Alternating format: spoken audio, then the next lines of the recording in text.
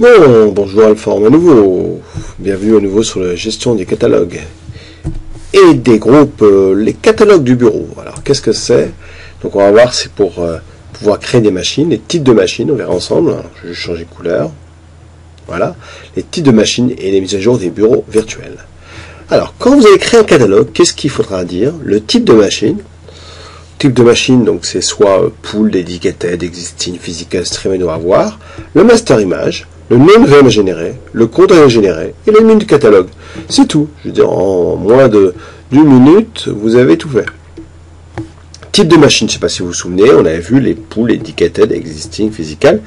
Pool, je ne sais pas si vous vous souvenez, mais ça veut dire que vous avez des VM ici. Vous en créez 100 par exemple.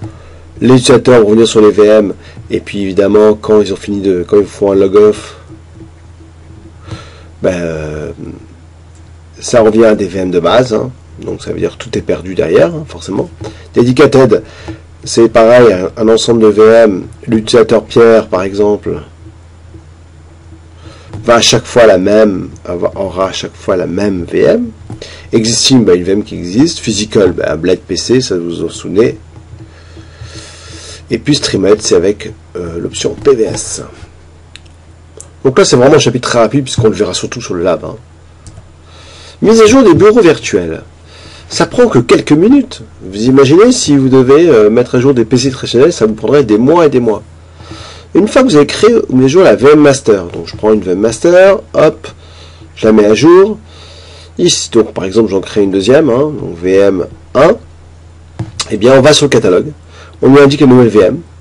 Et puis, si vous voulez, on ne sait jamais, dire, bah non, disons que celle-ci, elle décode. Si vous voulez revenir sur l'autre, pardon, vous cliquez sur Rollback Machine. C'est tout. Donc, c'est très, très simple. Avant de modifier la VM Master, on vous propose de faire un snapshot. Bah oui, c'est plus logique de faire un snapshot. Hop, comme ça, au pire des cas, vous pouvez revenir. À quel moment est-ce que cette nouvelle master va être prise en compte? Eh bien, il y a 4 possibilités. Jamais. Donc, ça veut dire à la fermeture de session. Envoyer un message. Donc, j'envoie un message. Donc, avec la fin de session, avec un petit message, attention, mise à jour en cours. Là, redémarrage de suite, donc là, c'est de suite, c'est critique, donc là, vous n'avez pas le choix. Les utilisateurs travaillent, mais bon, vous redémarrez. Et envoyer un message et redémarrage après un délai. Donc là, c'est typiquement ce que vous pouvez faire. Alors, vous verrez dans le lab, hein, c'est vraiment des chapitres très, très rapides. Qu'est-ce qu'on a couvert? Les types de machines et la mise à jour des machines virtuelles. Donc, je vous donne rendez-vous au chapitre suivant.